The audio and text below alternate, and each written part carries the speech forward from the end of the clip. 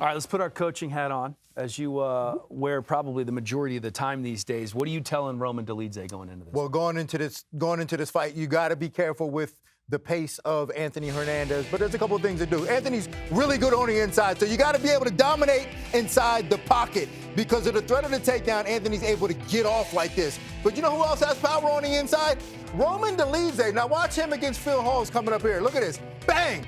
He's got power. He's got power in both hands. So he's got to be able to dominate on the inside, use his power, if not tie up. Look at this against Kyle Dawkins here, who just got re-signed for a fight in the UFC. But Roman Dolidze is strong on the inside. Another thing that's going to help him to keep the pressure off is takedowns. Look at him against Kevin Holland here.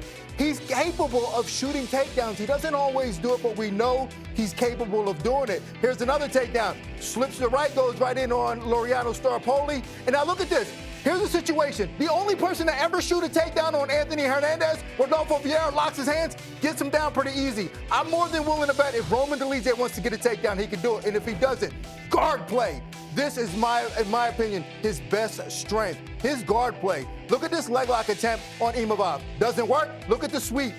Beautiful guard play. Now, this might have been some of the best transitioning we've ever seen in MMA. He's looking to attack the leg, locks up the triangle on Jack Hermanson. He is so efficient, and it all starts with striking. If you ever see a fight with Phil Halls, his guard play starts with striking off of his back. He's so efficient and so effective in his game planning.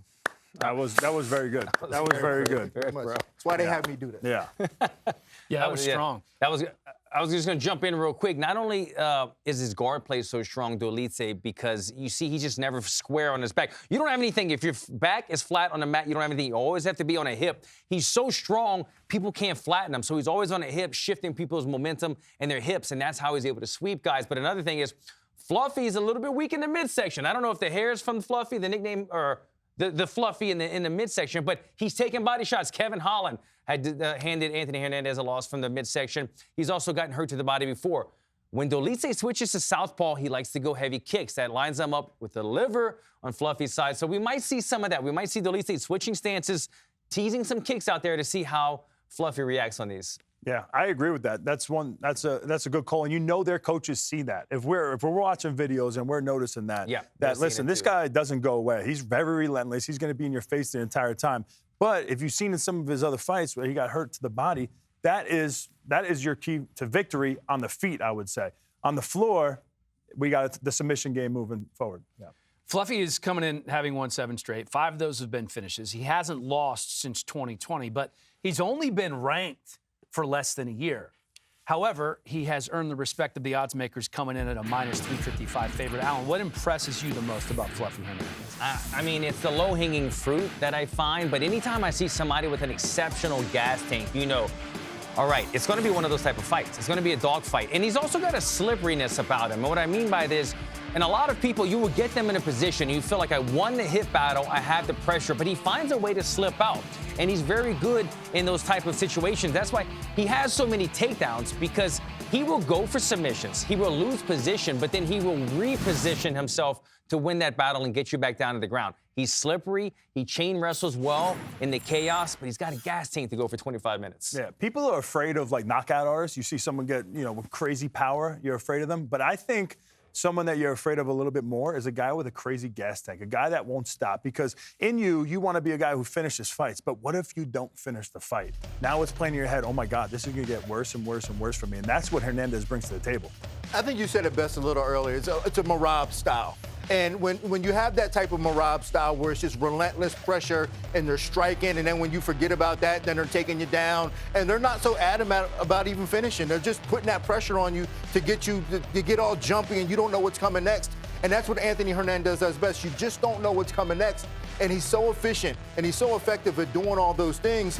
That's why his gas tank. And he knows that you're going to get tired before him. So as soon as you get tired, he slaps on the choke. He's comfortable everywhere, and that's why I think he has such good cardio. But in this fight, I don't know how comfortable he's going to be in the guard of Dolidze. He's so strong at bringing those legs over and getting these sweeps and getting these submissions. So that's why this matchup is so appealing and exciting to watch, because you don't know the game plan of Hernandez. It's always been punches to your takedowns, wrestle with this guy, looking for submissions. I don't think he's going to be able to just fight as free as he usually would do, just like innately, because of the dangers that Dolidze brings to the table, which I don't think any other middleweight could bring.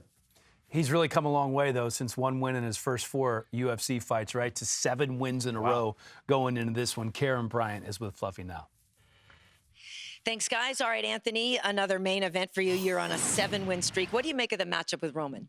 I think it's a great one. He's a tough guy, and it seems that whoever gets through him, they get like the next big shot. So one fight at a time, I'm going to go out there and prove that I'm dangerous everywhere. I didn't like the way I performed my last fight because I showed up injured with torn ribs but it is, and an ear infection, but it is what it is. Healthy this time, made the proper adjustments. Now I'm ready to go show the world what I really can do. You know, people kind of describe you as the dark horse of the division sometimes. Maybe that's because you don't talk as much. But what do you think of your position? I mean, it's a blessing that people have been speaking up for me, you know what I mean? It's like I love to see that I'm getting love. But I don't know. I really don't think of it like anything. I'm like, I tell my friends I don't really reflect on shit because I'm not where I need to be, you know what I mean? The belt is the ultimate goal for me. Until I have that belt, I'm not satisfied. So I'm curious of what you think of your performances, though. You just said you didn't love the last one. I get mad every time I fight, to be honest. Like, you can ask my coaches. I'll sit there for like a couple minutes and just watch my fight over and over and be hella mad. I'm like, dude, I done this, and this. But like, it's a fight. You usually forget half the shit, you know? So it is what it is, you know what I mean? So then what's most important for you then as you go along? Is it your mindset about these things, or is it actually the skill set implementing in the fights?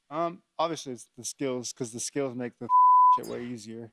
But the chin and the mindset, obviously, it helps a lot. Because, I mean, when you're in everyone's face and they can't like hurt you enough to get you to back off, they get scared. And I can see that look in their eye. It's the look I love. That just means turn the heat up. You know what I mean? Keep cooking. You've spoken a lot about how you were born to fight. What do you think that is in you? When did you discover that's what you were here for? I don't know, man. I've literally been fighting since I was a kid. Like, me and my cousins, our dad used to get sick of telling us to stop fighting. They would just like let us fight for like 30 minutes at a time and just scrap, kick each other in the head on the floor and slap the out of each other.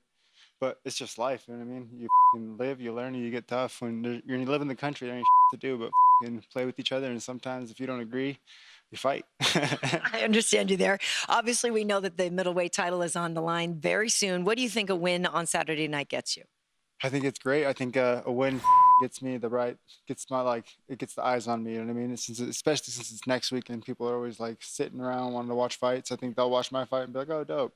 If I make a great statement and finish him, I mean, he's never been finished, so that'll be a statement within itself, you know what I mean? All right, Fluffy. Well, thanks for joining us and best of luck. Thank you so much. It's always a pleasure. Guys, back to you. Can you believe that? He has an adjective that starts with an F, I believe. That we're not able to. I thought it started with a 75% of those didn't need to be there. Take a look at the numbers for Fluffy Hernandez. His 7-fight win streak is second among active middleweights. 6 finishes tied for third. Striking accuracy first. Takedowns first. Submission attempts for 15 minutes first. I mean, these numbers are incredible. They look like they belong to a guy who should be in the top 5. Is that where we see him? I think so. I mean, he's always been the dark horse. He's always had a skill set that I thought that matched up well against everybody else. Like Chris said, this might be the toughest matchup for him. But outside of this one, I think his skill set matches up well against everybody. Yeah, I think if he is able to get through Dolidze, he is a real problem for this division. I do think like the size thing might eventually become an issue for him with some of these bigger guys. Like you look at like DDP and guys like that, Rainer, De Ritter. These guys are big dudes. He's not like a huge 85er. He almost looks like he could make 170. But that being said, this guy's he's a takedown machine. He's nonstop pressure. He kind of reminds me a little bit of like the volume striking of like Kelvin Gastelum. Just keeps coming forward, never gets tired. Besides, he brings the real, like the wrestling in as well. I'm still trying to wrap my brain around striking accuracy being number 1 in the middleweight division. Do you guys think it's because he gets the ground and pound, gets the takedowns? He's got more takedowns than anybody in middleweight history. He's got 3+ takedowns in the last 6 fights. So what I'm assuming that is he gets a jab, gets in tight, and then he's just ground and pounding you, and that's where the accuracy's coming. Because I can't see him out striking Imavov or Israel Adesanya. Those guys are such efficient strikers, but he's number 1 in the division, so the numbers aren't lying. Yeah, I mean, the numbers aren't lying, but they don't always tell the whole truth. True story, right? yeah. So, but that's really what it is. I mean, but just the fact that he keeps you off balance the whole time, he's up and down, he's able to hit you whenever he wants because you're always worried about the takedown. This obviously a very important fight in the rankings in the middleweight division, but it's an important stretch in the middleweight division in general. 4 middleweight main events over the next 7 weeks. It is serious business. A lot of movement in the rankings as we take a look right now. And then you see Dolidze and Hernandez 9 and 10 getting after it here in the Apex on Saturday. After this shakes out in a month or so, what's the biggest storyline in your old division? Man, it's gonna be tough. I mean, Reina de Ritter, what he's doing with Bo Nickel win and now a Whitaker win, and then he had Gerald Mearshart and Kevin Holland before that he was able to finish. I mean, this guy is on a crazy run, and he deserves a lot of respect. He kind of reminds me of DDP a little bit, with like his unorthodox style. Submission game is off the charts. He's up there, but then you got Kyle Braujo and you have Imavov, he's the true #1 contender right now. So we'll see how that fight plays out. But like we said, it comes down to moments. Even tomorrow night, with Hernandez and Dolidze. Whoever has that crazy moment is what's probably going to be pushing people to want to see them fight for the title. Yeah, a lot. I mean, it's hard to try to guess what's going to be the big story because next weekend is the title fight, man. And it's not only is it DDP trying to break your record on 3 or 4 title defenses, but it's Khamzat Chimaev. He finally made it there. We're like, oh, this guy won't make it to fights. He has all these troubles and issues. He has gotten rid of all that. He says he's ready to fight. He can fight anywhere in the world now. He has basically gotten rid of being able to gas, right? He's a fast starter, but how good is he in the long fights? He says he feels that he's in the best shape of his life, and what I've seen from it, he has proven it. Whatever happens in that fight is going to dictate the rest of the storyline. Who's up next? Because if Imavov or Kyle Braujo have a great night, it'll be interesting to see who that matchup is stylistically against one of those winners, DDP or Khamzat Chimaev. It's a fun couple of weeks. No, I'm with you on the Khamzat Chimaev thing because we've predicted that he would be in this spot. We saw this the very first weekend he fought in Abu Dhabi a couple years ago. We predicted that he'd be in this spot. Now he's here. And if he wins next weekend, what happens with him? Is he able to live up to it? Is he able to fight frequently? Because I've criticized that. I say, hey, this guy doesn't fight enough. And when you don't fight enough, it's unfair to the rest of the division. The division can't move if we don't have a champion who's fighting. So I want to know what's going to happen with him if he wins next weekend. But I don't think that was his. It doesn't matter what it was. It doesn't matter why. He wasn't allowed to fight. Visa issues and injuries, right? So, like, he has to stay. He had like a bad sickness he got over. Then it was the visa issues. But now he's good. He's good. Don't forget when he first started. How many fights did he fight in like a 2-3 week period? I mean, he fought like 2 or 3 fights. Yeah. We're talking about what's the biggest storyline. You know what the biggest storyline would be? Khamzat Chimaev wins. He becomes the next biggest star in the UFC. I mean, you think about no doubt about that, for sure. We're in a time where we're looking for who the new stars are. Dustin Poirier, all these other guys starting to retire. The changing of the guard.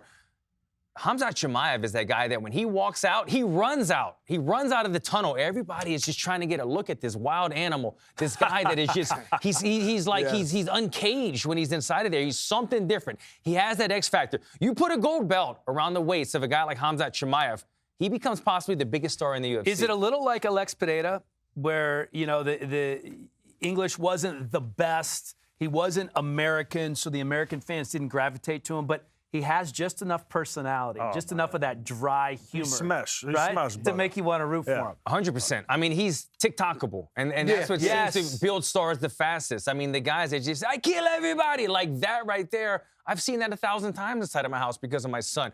People love that type of stuff. The style that he fights, the look, his demeanor, his English, the way it's somewhat. I mean, everything about him is star in the making. And I think you have him as the title. It's the best thing that the UFC could possibly do as well, to have him as a champion. And it was the coldest intro I've ever seen when he sat on top of the cage in Jacksonville when he was fighting Gilbert Burns. Yes. He sat on top of the cage and waited for him. Coldest intro of all time. I agree. He is so chill out there. I mean, his fighting style, if you could have him fight the way he fights the first round, if you could have that for 5 rounds, he's the best fighter we've ever seen. But he could be with Sam Calavita in the garage. I forgot the name of the training lab. The training lab or something. And they're killing him. They're doing his blood work. They're making sure he's in the best possible shape you could possibly be. But if you're that explosive and that dynamic, I don't know if it matters how good your cardio gets because you're going to get tired. You're going to get tired. Regardless. How fast can you recover? But you're going to get tired. Like, how do you utilize your energy in the right way? And that comes with experience, And now this is a 5-round fight against a guy who you do not want to be tired against. If you had to pick one guy that you don't want to be tired against, it's Dricus du Plessis. That guy's going to be running after you from across the cage. and just, awkward combinations, and it's a complete nightmare. He said that he can feel a guy in the octagon in the first 15 or 20 seconds once he locks up with him, and he can tell if he has the strength advantage. And he feels that he has that, he's going to go for the finish in the first round. Yeah, I heard him say that, and I want to believe him. I think that's awesome. So basically what he's saying is that when he fought Whitaker, he realized, as soon as he was on top of him, he started feeling him out. He goes, I could finish him in the first round. And some of his other fights, like the Gilbert Burns fight and the Usman fight, I guess he didn't feel that way. And so that's why he kind of, let his gas tank, he reserved his energy a little bit more in those fights. But he also hasn't fought guys that are this big. Like Duplessis is a big dude. Like Usman and Gilbert Burns in a 3-round fight. It was Burns 5 rounds? Burns was 3 rounds. That was 3 rounds as well. Yeah. So you got a guy like DDP who now, even though we used to come at him about his cardio and he gets tired because his nose was messed up and he got his nose fixed, so his mouth was always open. Yeah. He got that fixed. That guy's a nightmare in the later rounds. I think we see a different. We don't really normally think of Khamzat Chimaev as a tactical fighter. He's one of the most dominant fighters we've ever seen in history because of his ability to manhandle people. I think we see a different approach in this fight. I don't think we see a 13-second shot like we've seen in 5 of his fights. I think we see a guy that stands in trades maybe the majority of the first round, gets a feel, lets DDP feel that power, and then laces it in. As you said, he's never really been tactically sound, but I think this is a new version of him, and I think he knows what he's going up against in this 5-round affair. I think we see more of a striking Khamzat early on in the engagement.